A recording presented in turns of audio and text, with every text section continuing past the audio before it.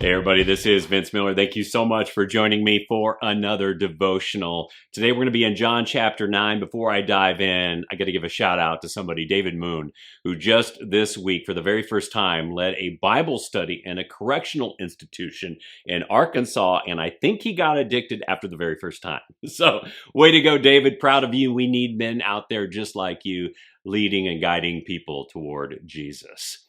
So today, this is for you, John chapter 9, verses 13 through 16. Jesus has just healed a blind man. And then here's what happens next. Some people, brought to the Pharisees the man who had been formerly blind. Now it was a Sabbath day when Jesus made the mud and opened his eyes. So the Pharisees again asked him how he had received his sight. And he said to him, "He put mud on my eyes and I washed, and I see." Now some of the Pharisees said, "This man is not from God, for he does not keep the Sabbath." But others said, "How can a man who is a sinner do such signs?" And there was a division among them.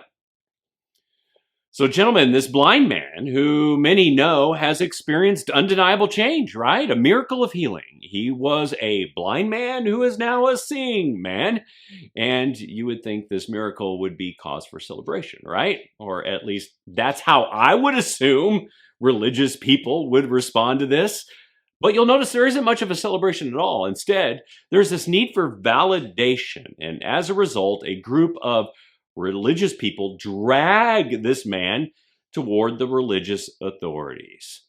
But honestly, I love what Jesus has done here. He does almost the same thing he did the last time he was in Jerusalem. Do you remember what that was? It was actually the event that spawned the whole interrogation of Jesus and got this whole movement against him started.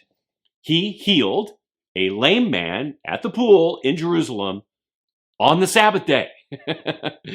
And note, this is not accidental by Jesus, it's intentional. Jesus purposefully did this again, and on the Sabbath day, and this time he does it to another man who is even more willing to testify about him. You know, fellas, I think far too often we imagine the persona of Jesus wrongly.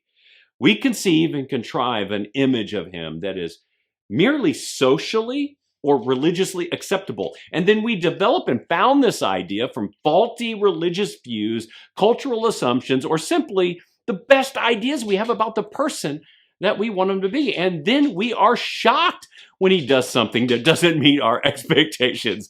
This is Rocky, fellas, right here. We are shocked when he doesn't meet our expectations and norms, right? And then we find this need to validate rather than celebrate this, because we don't realize we have actually constructed a God of our own making in our mind. Therefore, instead of validating Jesus and celebrating what he has done, we attempt to validate the God we have constructed in our mind so that we can celebrate who we expect this God to be. That's what's happening in this text.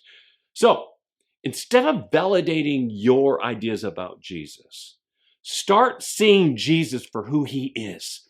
Look beyond what your religious leaders and teachers say about him. Even me. Dig deeper into Jesus' stories. Identify any assumptions they make or that you have made. And look a little closer at his interactions, his proclamations, and his miracles, because Jesus was not some soft and passive religious insider. He was the Messiah who came to reveal the truth, which meant offending our need for personal validation about a God of our own making that he could never celebrate. I love you guys. Thanks so much for joining me today. I hope this has blessed you. If it has, share it with someone else. And I'll see you right back here again tomorrow.